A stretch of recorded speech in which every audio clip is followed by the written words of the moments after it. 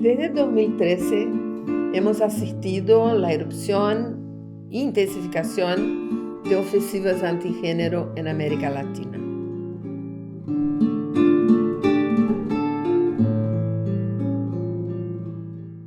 Esos ataques no miran abstracciones o fantasmas, como pudiera parecer.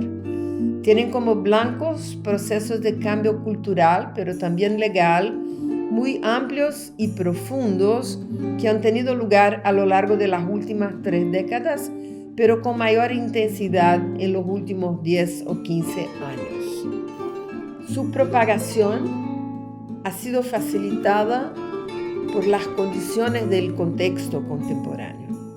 La economía neoliberal, los déficits de la democracia y más especialmente la politización del dogmatismo religioso.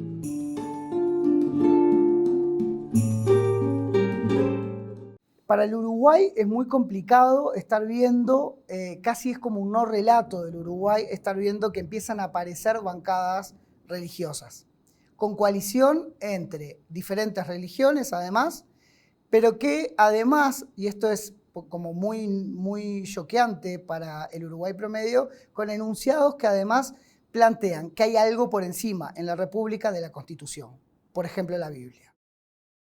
Que no son solamente en el campo ético-religioso, son intereses en el campo económico, ¿no? Porque esto está relacionado también con una idea de propiedad privada muy fuerte, muy radicalizada, de individualismo muy fuerte, y por eso, digamos, toda la insistencia liberal sobre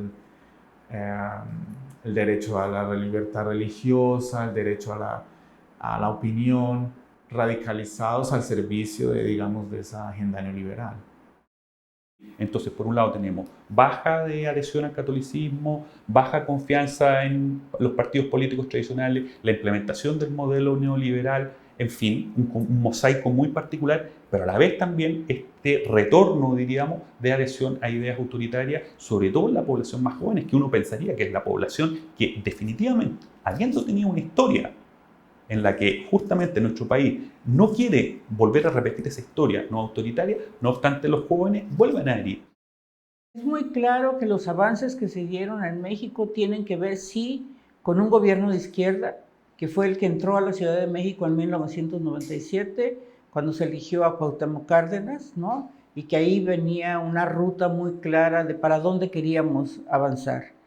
Esto no ha sucedido en todo el país, desafortunadamente. O sea, los avances que tenemos en la Ciudad de México no se reflejan en el resto de los estados en general. Y eso hace que la Ciudad de México se convierta como una isla, ¿no? Una isla de la apertura, de las libertades, como llaman el gobierno de la ciudad.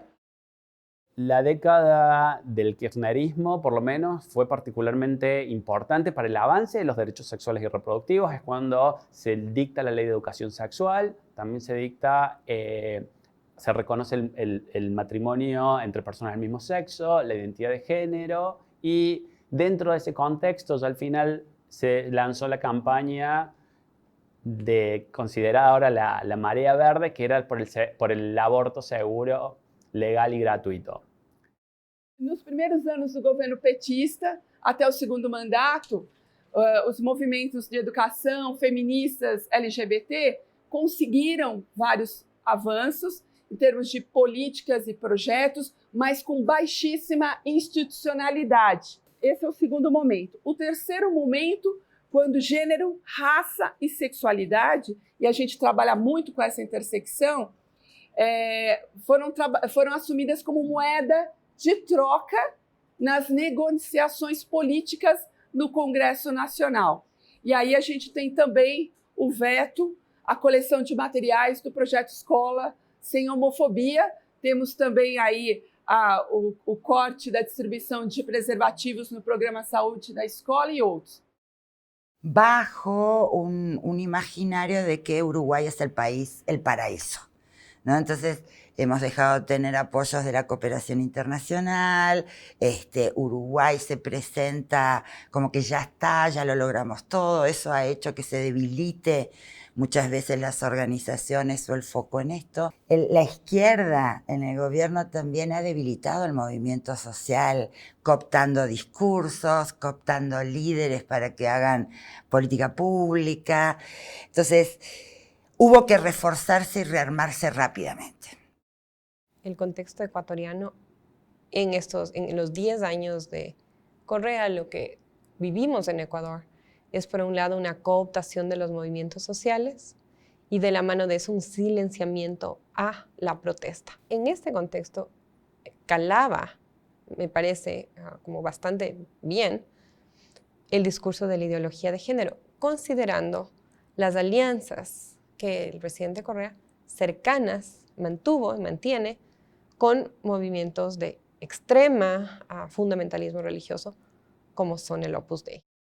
Efectivamente, para nosotros ha sido sorprendente encontrar que el término ideología de género no es un término que se use tan frecuentemente en México, a diferencia de lo que pasa en otras partes. Y ahora que López Obrador está en el gobierno, empieza a dar un giro la balanza para inclinarse más hacia cuestiones de la moral cristiana y la izquierda va quedando un poco nebulosa para tornarse mucho más en acciones populistas de apoyo a ciertos sectores de la población, pero que no tienen que ver con proyectos o iniciativas transformadoras, realmente, porque el neoliberalismo está presente también en este gobierno, las alianzas con las empresas, con las corporaciones, incluso con los empresarios más fuertes del país, es muy clara.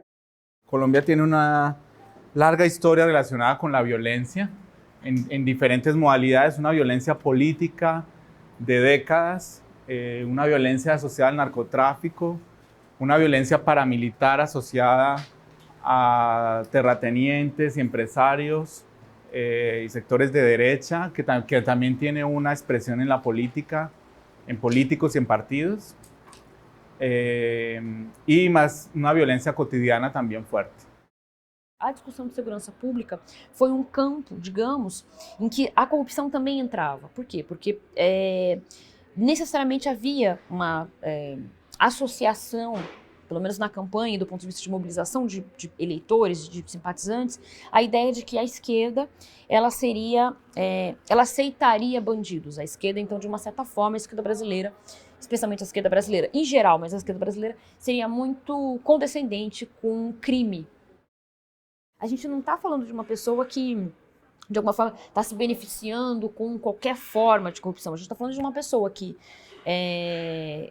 tem trabalho e que está dizendo o seguinte: bom, a esquerda está olhando para a questão do desemprego, a esquerda está olhando para a questão, por exemplo, da fome, mas é como se as pessoas estivessem dando um grito de desespero, dizendo assim: se eu não estiver vivo, não me adianta ter cotas. Se eu não estiver vivo, não me adianta ter Bolsa Família. Então é como se essas pessoas estivessem dizendo: há uma situação concreta, urgente no Brasil, que é a questão de segurança pública.